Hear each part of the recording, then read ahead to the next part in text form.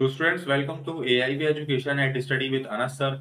Today I will be starting class 12, chapter number 2, Political Science, सत्ता के समकालीन केंद्र। ठीक है। सो लास्ट क्लास में हमने जो है वो यूरोपीय संघ के बारे में पढ़ा था कि वो किस तरीके से स्थापन हुआ था, कैसे गठन हुआ था और क्या क्या स्टेप रहे। आज की क्लास में हम स्टार्ट करेंगे आसियान कि क्या है आसियान। इसकी फुल फॉर्म है association of south east Asian nation और हिंदी में दक्षिणी पूर्वी एशियाई राष्ट्रों का संगठन, यानी दक्षिणी पूर्व एशियाई जो राष्ट्रों का संगठन है उसी को आसियान बोला जाता है। आसियान को जब शुरू किया था, मतलब जब इसका संगठन स्थापित हुआ तो इसमें केवल 5 देश ही थे और वो ये हैं Indonesia, Malaysia, Singapore, Thailand, Philippines. यही जब इसकी स्थापना हुई तो इसके सिर्फ 5 ही देश थे, जैसे मैंने आपको बताया। इसकी स्थापना कब की गई थी? 8 अगस्त 1967 इसकी स्थापना हुई। ये एक नंबर पे क्वेश्चन आता है एमसीक्यू के अंदर बेसिकली। और ये पूछा भी जाता है कि जब ये स्थापन किया गया था तो इसके अंदर कौन कौन से देश सम्मिलित थे, और इसके बाद जाकर इसी देश के अंदर बढ़कर इसकी संख्या क्या हो गई? 10 हो गई। यानी कि पहले तो स्टार्टिंग में 5 देश थे जब इसकी शुरुआत की गई, फिर आगे चलकर जब इसके अंदर देश और मिले उनकी संख्या बढ़ गई और ये 10 देश हो गई, सम्मिलित संघ बन गया। ये आसियान बेसिकली क्या है? ये आसियान के अंदर जितने भी देश है ना, ये एक ऐसे देश है जिनके ऊपर किसी ने पहले से राज किया हो। जैसे कि भारत के ऊपर अंग्रेजों ने राज किया कई सालों तक। तो ऐसे ये देश थे कि इनके ऊपर अंग्रेजों ने और कई देशों ने राज किया और इनकी अर्थव्यवस्था को खराब कर दिया, तहस नहस कर दिया। तो इन्हें दोबारा से अपने आप को संभालने के लिए, दोबारा से अपने आप को ठीक करने के लिए, मजबूत बनाने के लिए एक संघ स्थापित किया कि भाई हम एक दूसरे की हेल्प करेंगे अर्थव्यवस्था को ठीक करने के लिए। तो ये ऐसे देश थे जिनके ऊपर पहले से ही कोई राज कर चुका हो।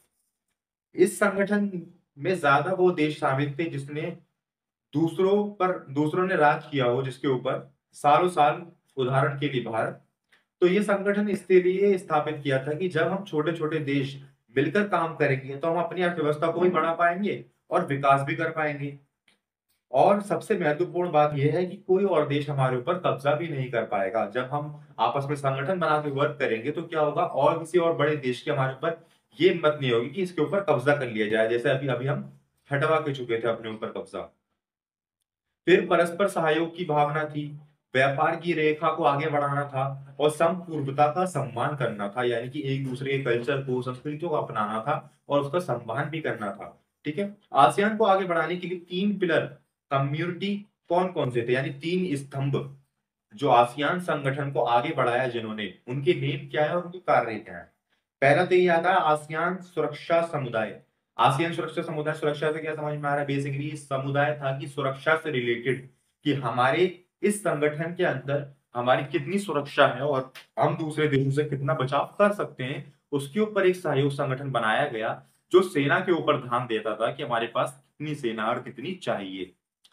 आसियान आर्थिक समुदाय, यानी कि बेसिकली आर्थिक रूप से समुदाय बनाया गया कि आर्थिक रूप से हम किसकी कितनी हेल्प कर रहे हैं और कितनी ले रहे हैं। तो आसियान सामाजिक और आर्थिक समुदाय, सामाजिक और आर्थिक समुदाय बनाया गया। ये बेसिकली आर्थिक समुदाय तो पढ़ ही आए हैं बट इसके अंदर जोड़ दिया है बड़ी हुई सामाजिक, यानी संस्कृति, कल्चर, ये सब वगैरह। तो ये बेसिकली 3 स्तंभ तैयार किए गए कि हम एक दूसरे को समझ सकें, यानी कि अपनी अर्थव्यवस्था को आगे बढ़ा सकें, अपनी सुरक्षा कैसे कर सकते हैं और अपने सामाजिक कल्चर को कैसे अपनाएं।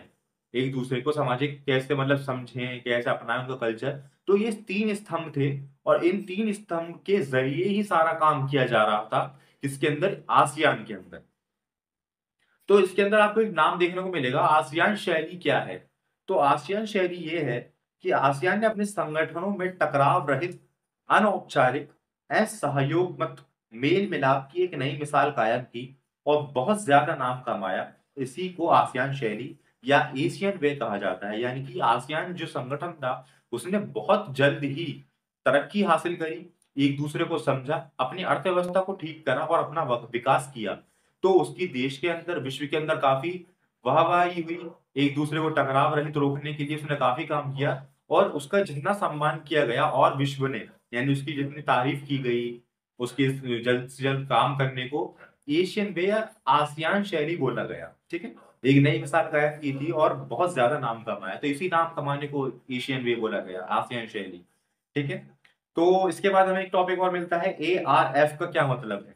तो आसियान देशों की सुरक्षा तथा विदेश नीतियों की तालमेल में लाने के लिए 1994 में आसियान क्षेत्रीय मंच गठित हुआ, एआरएफ के नाम से। यानी कि बेसिकली आसियान की देशों की सुरक्षा, जो हमारे आसियान देश हैं उनकी सुरक्षा और जो विदेश की नीतियां चलती हैं उनके मेल मिलाप के लिए एक मंच का गठन हुआ, ताकि हम आपस में बात कर सकें कि ये नीति किस तरीके वर्क करेगी, इसका क्या प्रभाव होंगे, क्या स्टेप्स होंगे। तो एक मंच था, ये एआरएफ के नाम से जाना जाता था। ये गठित हुआ था 1994 के अंदर।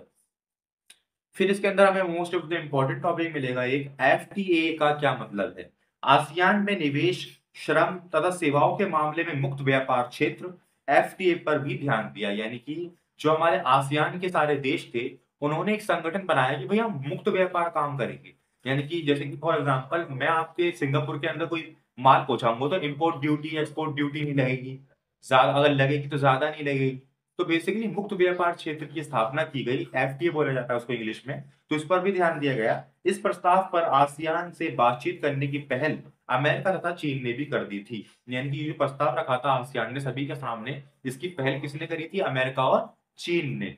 भारत ने दो आसियान देशों के साथ थाईलैंड और सिंगापुर के मुक्त व्यापार में समझौते पर हस्ताक्षर किए 2010 में। ठीक है।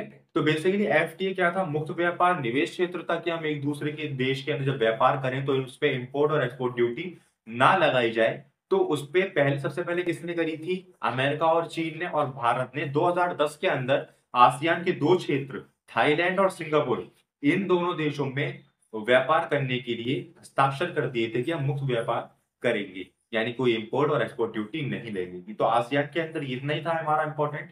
जो जो इंपॉर्टेंट टॉपिक थे वो मैंने सब कवर करवा दिए। नेक्स्ट क्लास से हम करेंगे कि चीनी अर्थव्यवस्था का उत्थान किस तरीके से हुआ, ये बड़ा टॉपिक है, इसे नेक्स्ट क्लास में कन्वर्ट करेंगे हम। आज के लिए इतना ही। अगर आपकी वीडियो समझ में आई हो, सभी ट्रांजेक्शन अकाउंट्स का वर्ड आ गया, बट सभी डेफिनेशन समझ में आई हो, अगर किसी पार्ट के अंदर डाउट हो तो आप कमेंट करके बताइए। अदरवाइज सभी चीज़ आपको समझ में आई हो ब्रीफली अच्छे से, तो चैनल सब्सक्राइब कीजिए, वीडियो को लाइक कीजिए, शेयर कीजिए एंड साथ साथ कमेंट कीजिए। Thank you.